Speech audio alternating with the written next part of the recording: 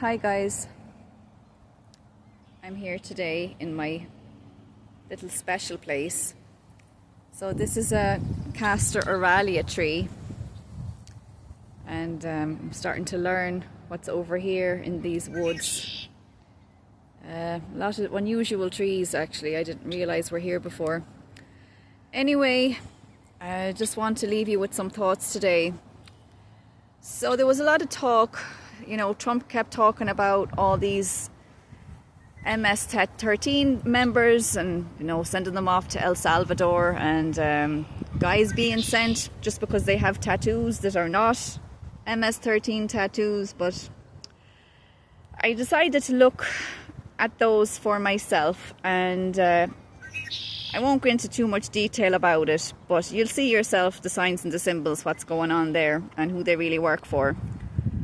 But a bigger thing was I read that they make about 31 million a year. Now I just have a question about that. So with the Canadian truckers, every single one of their accounts was found and blocked, and they had no access to their money. So how is it that all these huge criminal gangs have all these accounts, have no problems accessing them, can transfer literally millions from one place to another, so much so that the transactions can be tracked, and somebody is able to sit there with the calculator and add them all up and say that they amount to $31 million? Because anyone who works high up in banking, they know the Swiss banks, City of London banks, Wall Street banks, DC banks, all the banks, Hong Kong banks, they see all of these transactions because they allow them. And I can't remember if they're called dark money accounts or black money accounts. You see, people don't get that the reason why these people call themselves the black nobility, it's nothing to do with skin color. It has a lot to do with the state of their soul and their character, and that's why they call themselves that. And that's why they allow all of this money pass through their banks, and they don't say or do anything about it, and they don't lock down the accounts, and they don't do anything because they're in on it. They're the bosses of a lot of it. And, you know, the Massimos and the Medicis are in Limerick. And it was the Massimos who came up with the idea of the scorched earth.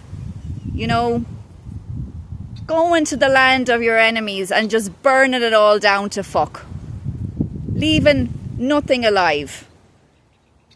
And now we see all the fires everywhere. And they're even happening in Ireland too. And everybody's like, what's with all the fires?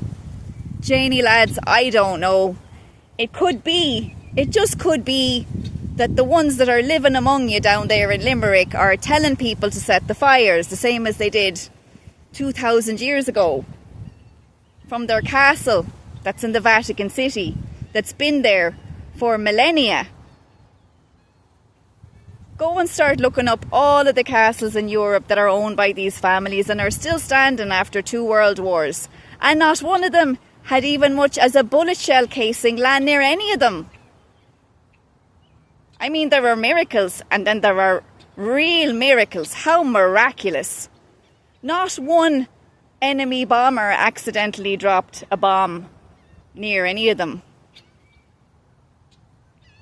It's almost like they were told specifically to avoid certain coordinates and to make sure that nothing was dropped anywhere near them, or that no battlefields would show up anywhere near them.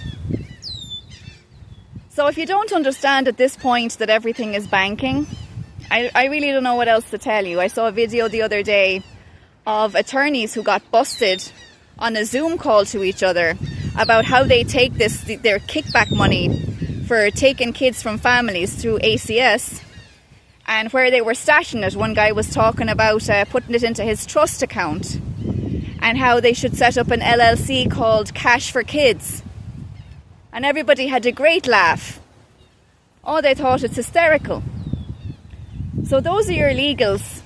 If you're going to them for advice, for help in any kind of a case, just know that they're also bankers.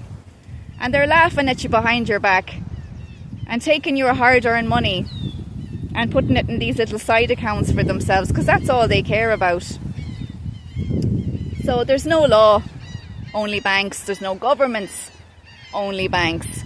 And the last thing I'll say is that Alice A. Bailey's grandson is Andrew Bailey, and he just happens to be the governor of the Bank of England, because all of these families, there's 8,000 of them working in banking, and that's how they control everything. So he's going to be bringing in digital currency in October, and the rest of the EU is going to follow, and also America. So it's all going to kick off, guys. I really don't know what's going to happen. I think it's going to start in the summer, and it's just going to get worse into the autumn, and by 2026 they'll have the whole system up and going.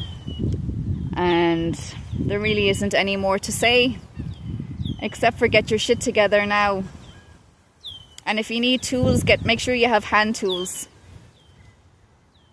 If you need some kind of a defense system, however basic it may be, I would get that now.